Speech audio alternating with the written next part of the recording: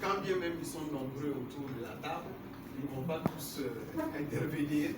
Nous avons 4 interventions majeures. La première sera délivrée par le représentant des organisations professionnelles agricoles régionales, les OPR, suivi de l'intervention du représentant de l'Union européenne, qui est notre partenaire financier essentiel sur ces activités. Ensuite, suivra la présentation ou l'intervention du commissaire chargé de l'agriculture, de l'environnement et des ressources en eau. Et M. le ministre va nous délivrer le top de l'ouverture de ces rencontres, échanges et de concertations. Donc, M. le ministre, avec votre permission, nous allons dérouler donc l'agenda de cette manière, si vous ne voyez pas Nous n'avons pas besoin de vous rappeler, nos chères autorités, comment l'importation du lait grève notre balance de paiement en termes de dégâts économiques et financiers, parce que nos populations étant habituées au lait, le lait étant la chose la plus transversale en termes de consommation pour l'Afrique, nous pensons qu'il était temps vraiment qu'on se donne rendez-vous et regarder comment on peut faire pour avoir une politique basée sur le lait local. Bon, on ne dit pas le lait local parce qu'on ne veut pas un autre lait.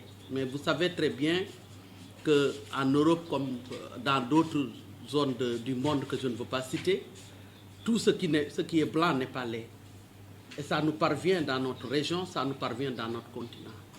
Je suis à l'aise pour en parler. Je viens d'une réunion de l'Union africaine il y a juste 3-4 jours à Nairobi, où nous avons eu le privilège d'entendre l'Union africaine elle-même dire qu'il lui faut une politique d'industrialisation en matière de lait local et de valorisation et de péréquation même du lait par rapport aux pays qui en ont de trop et d'autres qui en produisent moins. Et ça, c'est vraiment grand comme vision de développement. Et je pense que si la CEDEAO, et j'ai annoncé là-bas aussi cette réunion de la CEDEAO, je l'ai annoncé au niveau de l'Union africaine, pour leur dire que la région Afrique de l'Ouest n'a pas attendu. Elle est en train de s'organiser, même si elle n'est pas la première, elle n'est pas le champion de production laitière, comme vous le savez, c'est l'Afrique de l'Est. Malgré tout, l'Afrique de l'Ouest cherche à se positionner correctement sur le problème du lait local qu'il faut valoriser. Et en valorisant le lait local, ce qui nous intéresse le plus, nous les acteurs, ça valorise aussi le quotidien des acteurs et des éleveurs qui produisent le lait, notamment les femmes qui en ont la charge, comme vous le savez, depuis la nuit des temps. Donc c'est pour nous, en tout cas, avec grand plaisir, qu'on se rend aujourd'hui, en tout cas à vos côtés, pour regarder quelle est la stratégie qu'on va dérouler pour être à l'aise. En tout cas, on ne dit pas qu'on ne va plus importer, mais qu'on puisse réduire l'importation du lait en mettant en œuvre progressivement une politique d'industrialisation de notre lait local, de valorisation et de sa commercialisation, depuis la chaîne de valeur, comme on aime le dire, mais la chaîne de valeur, il y a plusieurs étapes de la chaîne de valeur qui nécessitent d'être revisitées par l'Afrique de l'Ouest et d'être remis vraiment en selle pour que le soutien, en tout cas des partenaires que je salue autour de la table, puisse être mieux orienté vers ce que nous voulons le plus faire pour que notre lait suisse soit une réalité alimentaire auprès de nos enfants, auprès des femmes allaitantes et enceintes, mais elle soit une réalité économique et financière aussi au niveau de notre région. Je vous remercie. Merci beaucoup, Madame la Présidente. Pour celles qui ne savent pas, c'est la présidente de AFAO, qu'on dit WAWA aussi en anglais, West African Women Organization, qui est assez bien connue, je pense, pas seulement en Afrique de l'Ouest, mais au-delà de nos frontières. Vous êtes déjà en train de rentrer dans la stratégie, puisque vous avez déjà donné les éléments essentiels. Alors, on me rappelle, vous savez, notre génération est parfois acculturée et assimilée. On nous rappelle que quand même on a un étranger, même si c'est un citoyen de l'espace de l'Afrique de l'Ouest, mais c'est quand même un étranger chez nous, après qu'on ait donné l'eau à boire, on lui demande quand même une similaire. Donc, on me demande de bien vouloir inviter le ministre Laguié pour dire quelques petits mots pour nous encourager dans cet exercice, s'il veut bien prendre la parole, avec l'autorisation de son homologue ministre, juste Assad. Merci, monsieur le ministre. Merci, monsieur le ministre, monsieur le ministre. Je suis venu à Faso. Je dois continuer ce soir sur le Niger, sur invitation du secrétariat exécutif suisse pour nouer un partenariat, parce que nous avons beaucoup de projets à réaliser et nous avons estimé qu'il faudrait renforcer le partenariat avec le SILS, qui a une riche expérience et qui pourrait profiter à mon pays. Cela dit, c'est un grand plaisir pour moi de me retrouver ici. Ce n'était pas prévu dans le cadre de ma mission, mais je crois que c'est important pour moi de venir ici assister à cet atelier, parce que nous avons aussi un programme en Guinée dans le cadre des initiatives présidentielles de développement rural, de développer la filière lait en Guinée. Nous sommes donc en train de mettre les choses en place et je crois que ça serait un grand enseignement pour moi qui me permettrait de voir comment transmettre ou mettre en place les résultats que vous obtiendrez ici. Je suis quand même très heureux et je vous encourage. C'est déjà très important pour nous parce que, comme l'a dit Madame, aujourd'hui, nous importons beaucoup de lait et, comme elle a dit, ce n'est pas tout ce qui est blanc qui est lait. Donc, je crois que si nous essayons de développer notre filière laitière, je crois qu'on pourrait offrir à nos populations du lait de très bonne qualité, du lait pur et avec ses dérivés.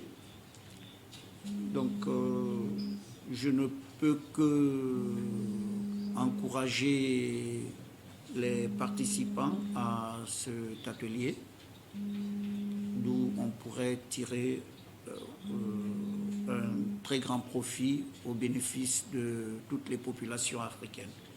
Je vous remercie.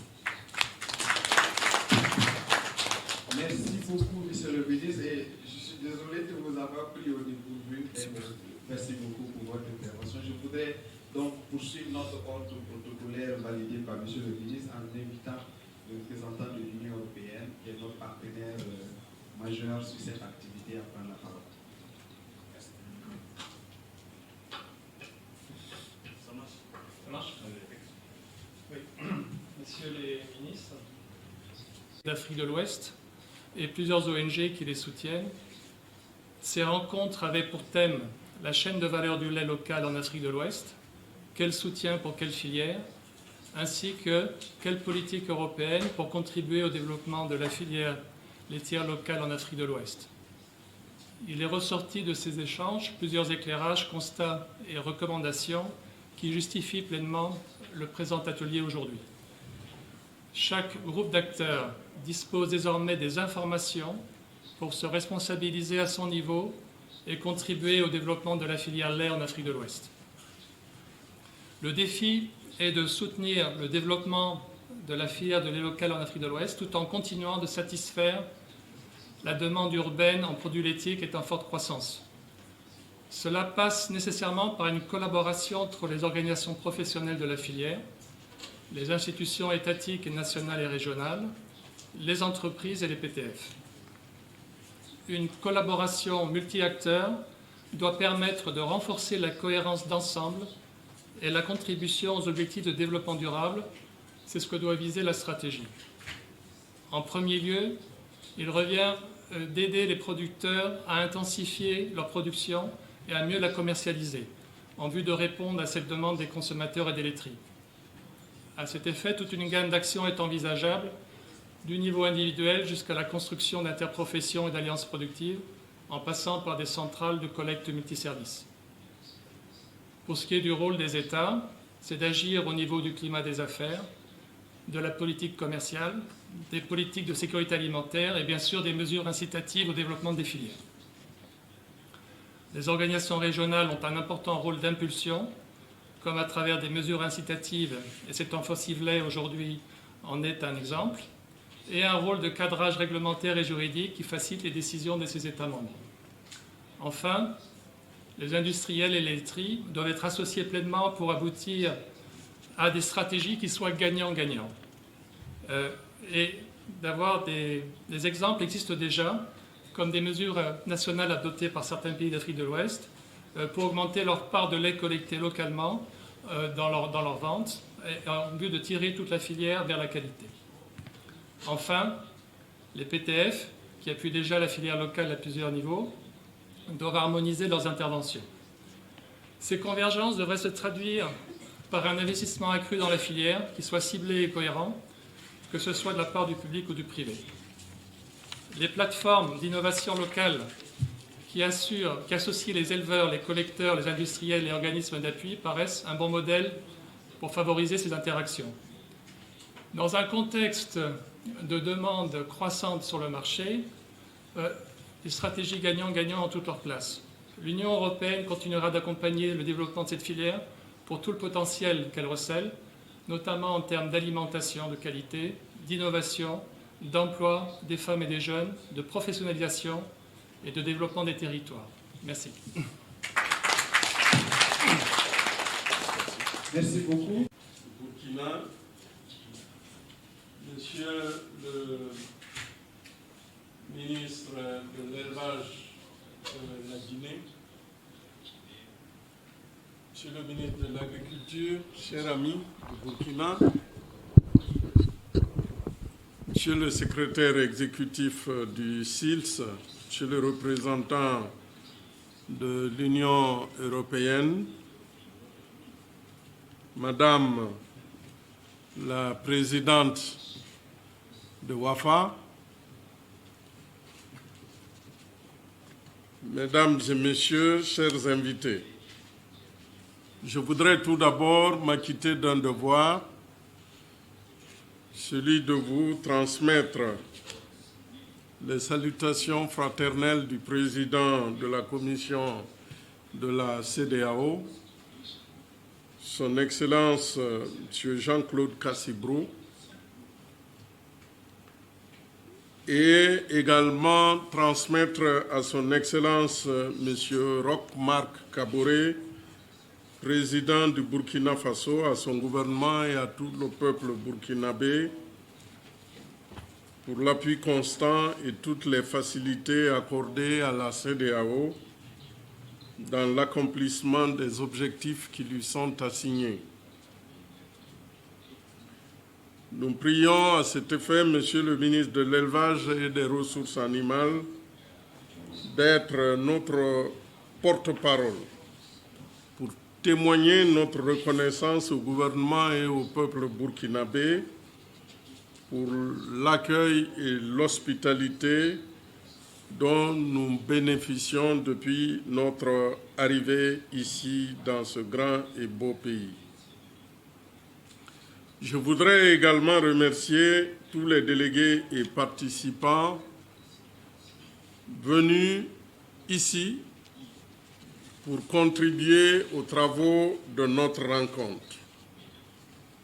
Mesdames et messieurs, comme vous le savez, le lait occupe une place importante dans l'économie de notre région, mais également sa place, elle est essentielle dans la vie de nos citoyens. Le lait est non seulement un vecteur de la vie, de par sa contribution à la sécurité alimentaire et nutritionnelle, mais aussi il est un grand facteur de développement. En fait, le lait dans notre région est un gisement de création de richesses, d'emplois, de résilience également des populations. Bien également, le lait constitue un vecteur par lequel nous pouvons assurer de façon progressive et maîtrisée la transformation du secteur de l'élevage dans notre région. Le lait en Afrique de l'Ouest est l'expression de la forte et croissante dépendance de la région, avec des importations qui aujourd'hui atteignent plus de 500 milliards de francs CFA par an. Cependant, et on le sait, que l'Afrique de l'Ouest produit environ 5 milliards de litres par an. Mais elle doit recourir à des importations pour répondre aux besoins de la population. Les importations ont presque doublé au cours des 15 dernières années, passant de 1,2 milliard de litres en 2000 à plus de 2,5 milliards de litres en 2016, suivant les statistiques fournies par la FAO. Cette situation, elle pèse lourdement sur l'économie de la région. Et elle est difficile à comprendre dans une région dont le cheptel représente plus de 346 millions de têtes, toutes espèces confondues de ruminants.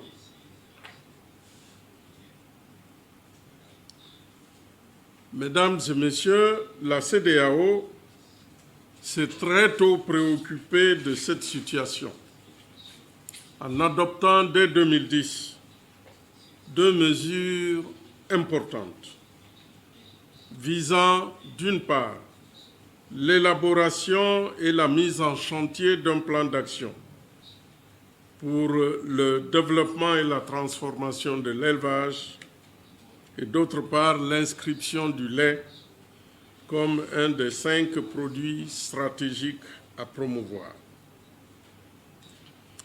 La CEDEAO est donc consciente que la réduction de la dépendance de la région du marché international est étroitement tributaire de solutions qui pourront être adaptées, qui pourront être apportées sur au moins 3 problèmes majeurs qui freinent le développement de la filière lait. Le premier des problèmes importants de la filière, c'est la faible productivité du cheptel. Notre ami de l'Union européenne en a fait allusion dans son intervention. Il existe à ce niveau de nombreuses options pour améliorer la productivité de nos vaches, qui fournissent aujourd'hui près de 40% de la production laitière. On peut citer, entre autres actions possibles, l'intensification des systèmes d'élevage, l'amélioration génétique, mais également l'amélioration de l'aliment bétail. Le second problème qui s'oppose à la filière lait est lié à la difficulté de la collecte du lait frais par les différentes unités. Aujourd'hui, moins de 5% du lait produit est collecté dans notre région. Si nous voulons satisfaire les besoins de notre population qui ne cesse d'augmenter, il nous faut donc investir suffisamment de ressources et d'intelligence pour régler ce problème de collecte, de l'atomicité de l'offre du lait. Le troisième problème est lié à l'environnement général des affaires. Et cet environnement général, il devra viser un développement inclusif et durable de la filière laitière. C'est donc dire que la quête d'un environnement favorable aux investissements devra nous interpeller. Mesdames et messieurs, c'est à l'effet de trouver de bonnes solutions à ces problèmes que la commission de la CEDEAO a décidé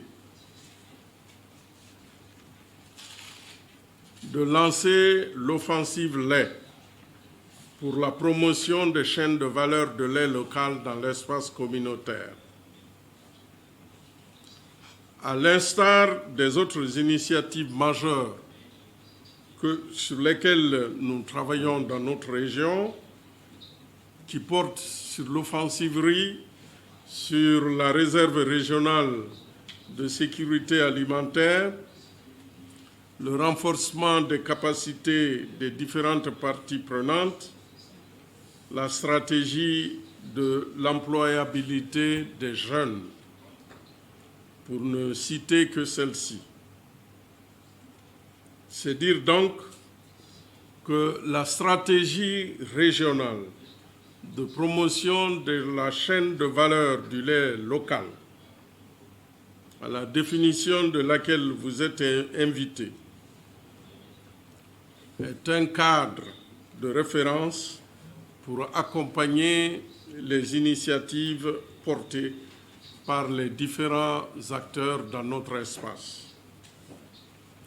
Je voudrais aussi vous rappeler que tout en souhaitant que nous puissions accélérer la préparation de cette stratégie.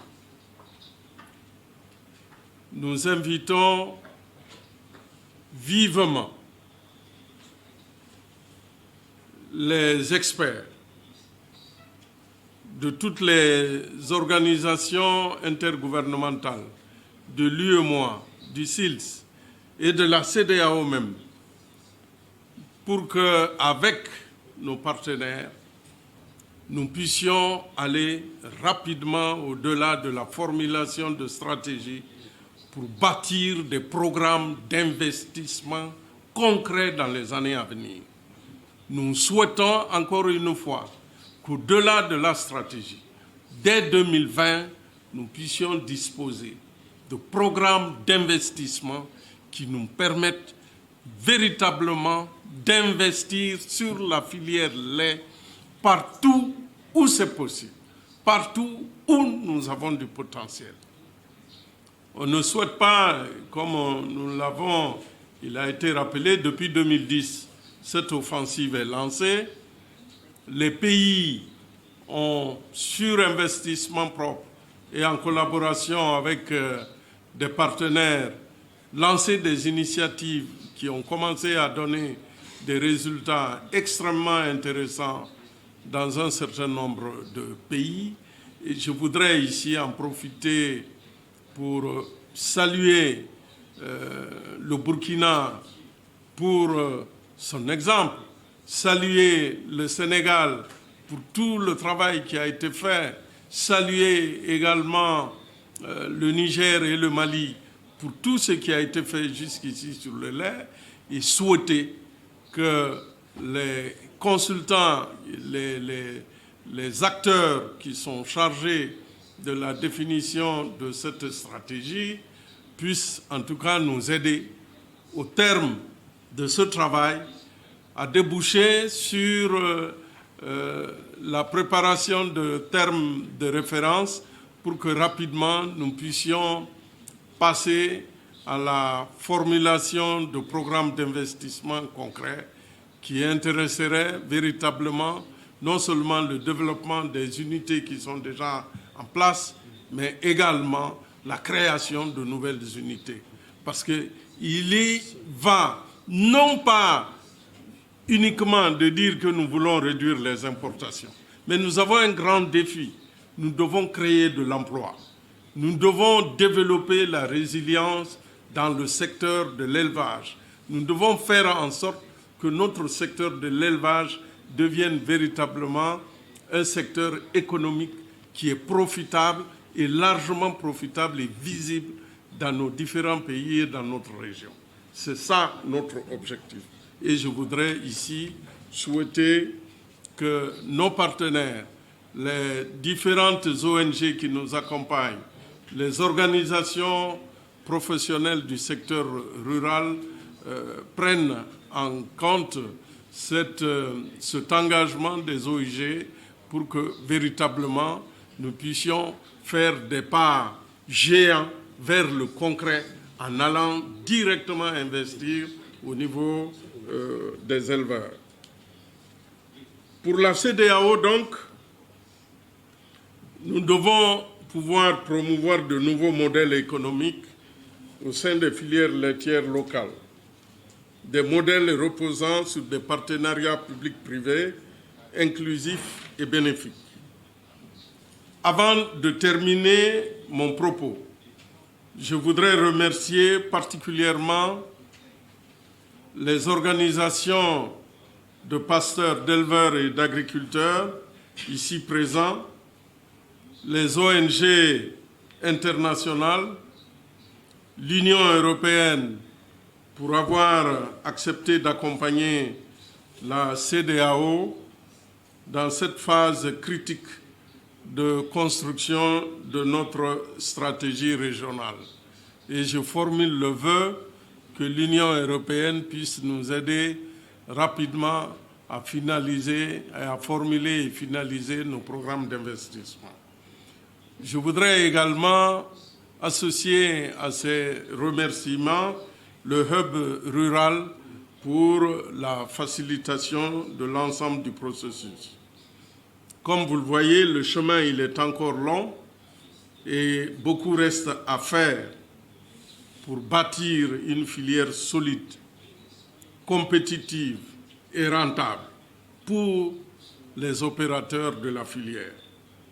J'invite donc tous les participants à la présente rencontre à donner le meilleur d'eux-mêmes pour que nous puissions obtenir des résultats à la hauteur de nos ambitions. Je vous remercie.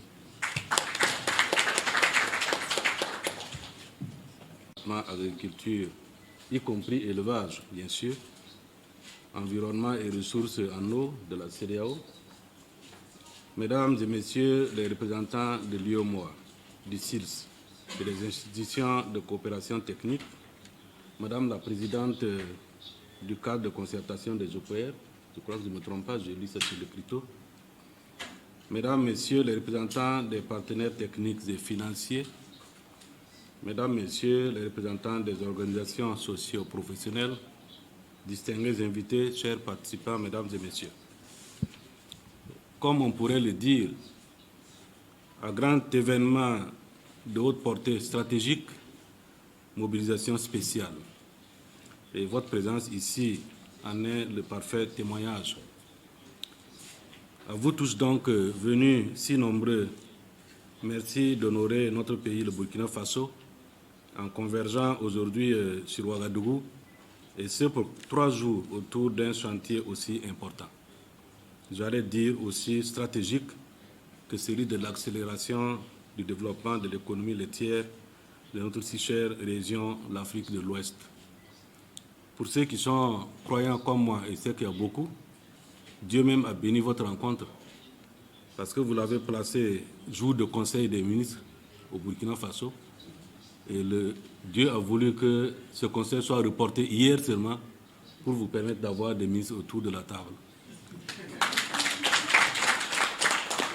C'est avec un immense plaisir donc que je viens vous transmettre le message de bienvenue et de bon séjour de son Excellence M. Roch-Marc Christian Kaboré, président du Faso, de son gouvernement avec à sa tête son Excellence M. Christophe Joseph Marie Dabiré, Premier ministre, et de tout le gouvernement burkinabé. Je voudrais, en votre nom à tous, faire mention spéciale à notre très cher frère ami, le ministre Roger Patrick Milimono, le ministre guinéen de l'élevage, qui, comme il vous l'a lui-même dit, était de passage pour me rendre visite dans le cadre de ses activités au Burkina Faso et il doit continuer sur Niamey, a appris la nouvelle hier à 18h, je crois, ou 19h, je ne sais plus, et a décidé que ça ne peut pas se passer sans qu'il ne soit présent. Il a dû modifier son agenda au Burkina Faso pour être là ce matin avec nous, parce que ça l'intéresse au plus grand chef. Je voudrais également remercier mon cher ami Salifou, ministre de l'Agriculture, des Aménagements hydro-agricoles du Burkina Faso, un grand ami à moi au sens propre, parce qu'en octobre prochain, nous allons fêter les 40 ans de connaissance et d'assistance. On est ensemble depuis 40 ans qu'on se connaît, et on se fréquente depuis 40 ans. Et il a voulu hier aussi, dès qu'il a appris, en tout cas témoigner que nous ne pouvons pas réussir cette stratégie sans une intégration élevage-agriculture ou agriculture-élevage aussi parfaite, parce que nous avons besoin l'un de l'autre. Je voudrais excuser mon ami ministre de l'Environnement qui était aussi en route pour ici. Et il a été entre-temps appelé par le patron, parce que lui aussi il est en préparation de la journée de l'arbre qui se tient dans une ville à près de 200 km ici. Donc c'est pour ça qu'on a dû enlever son écriteau. Sinon lui aussi il allait être là, parce que nous avons fort besoin de lui aussi pour nos vaches laitières. J'ai dit tantôt que l'événement, à nos yeux, a une haute portée stratégique. En effet, en prenant l'initiative d'une forte offensive pour le développement de la filière laitière de notre communauté économique régionale, la Commission de la CEDEAO nous engage dans la voie de l'amélioration des conditions économiques, sociale, voire environnementale, des si nombreux ménages qui vivent de ce produit et de ses divers dérivés. Que la commission de la CEDEAO, placée sous la clairvoyante responsabilité de M. le Président Jean-Claude Kassi Brou, en soit remerciée, encouragée et vivement félicitée. Sauf si vous n'êtes pas d'accord avec moi. Merci bien. L'événement, qui constitue également un enjeu bien compris de tous, arrive à point nommé. Comme on le sait, nous consommons de plus en plus de lait en raison de dynamiques démographiques, de changements de mode de consommation alimentaire et d'exigences nutritionnelles. J'aime à dire que je suis l'exemple parfait. Je ne consommais pas de lait parce que j'ai un ventre très délicat. Mais depuis ma nomination, il y a 2 personnes qui sont face à moi, M. Diallo et sa voisine, et Mme Garicot, qui m'ont convaincu que le lait que je dois boire ici ne me fera pas du mal. Et ça fait 3 ans et demi que je consomme chaque matin du lait. Et je crois que je n'ai pas encore eu de problème. C'est un témoignage parfait que, effectivement, comme Madame le disait, nous avons un lait de qualité qui nous donne beaucoup de santé. Nous devons donc alors en produire de plus en plus. Et c'est tout le sens de la présente offensive pour laquelle il vous revient aujourd'hui, mesdames et messieurs, chers participants, de concevoir une stratégie de mise en œuvre tout aussi pertinente, efficace qu'efficiente. La demande est largement à votre portée. Comment en douter au vu de l'étendue des expériences des pays ici représentés et du prestige des institutions scientifiques et techniques qui nous apportent leur concours. Nous sommes ainsi certains que vous nous direz comment traduire dans les faits cette grande vision de la CEDEAO adossée à une forte volonté politique de faire de l'Afrique de l'Ouest un des bassins laitiers de notre continent. Autrement dit, une zone de forte production laitière. Vous pouvez être certain que tous les gouvernements, les pays frères, restent mobilisés pour faire des conclusions de vos travaux, c'est-à-dire de la stratégie qui sortira de vos échanges, un viatique pour la levée des obstacles qui contraignent nos vaillants éleveurs et pasteurs, nos entreprises privées de collecte, de transformation et de distribution dans leurs efforts reconnus de développement des chaînes de valeur lait locales. Honorables invités, mesdames et messieurs, l'événement est enfin un bref focus sur le Burkina Faso. Ici, au Faso, la stratégie que vous aurez conçue viendra sans doute renforcer les initiatives nationales en la matière. Cela nous importe d'autant plus que le cheptel bovin du pays ne cesse d'augmenter au point qu'il fait aujourd'hui partie des principaux pays producteurs de lait de notre communauté économique régionale. Le Burkina ambitionne en effet de renforcer son rôle d'acteur majeur dans le développement de l'élevage et de production de lait local en Afrique de l'Ouest, mais aussi et surtout de se positionner comme un intrépide défenseur du concept « consommant notre lait local ».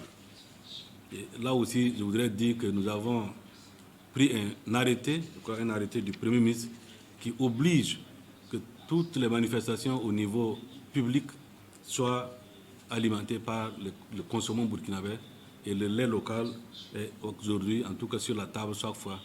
Depuis, nous n'avons pas encore vu de lait en poudre sur nos tables lorsque nous faisons nos manifestations.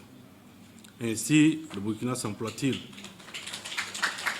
à moderniser la production fourragère à l'aide du projet de mécanisation de la fourche et de la conservation du fourrage, à réaliser les aménagements conservatoires des pâturages naturels, à réhabiliter des pistes à bétail, à améliorer les performances productives du cheptel par la distribution de doses de semences de races importées, aménager enfin des mares à buts multiples, des puits pastoraux, des forages pastoraux solaires pour un abreuvoir adéquat du bétail. Par ailleurs, le gouvernement burkinabé déploie un croissant réseau d'encadrement vulgarisation constitué, entre autres, de conseillers en élevage, de vétérinaires, d'animateurs et animatrices issus des communautés pastorales et agro-pastorales.